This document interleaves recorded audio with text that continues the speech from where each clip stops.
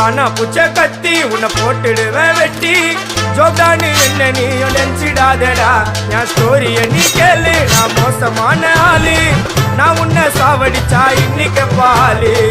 கூட 2 துரோகம் பண்ணா குடும்பத்தோட கொத்திடுவேன் ரோஜாப்பூ மாலை போட்டு ஐஸ் பாக்ஸ்ல கழட்டிடுவேன் என் வாழ்க்கைய நான் அழிச்சிட்டேங்க சிறையில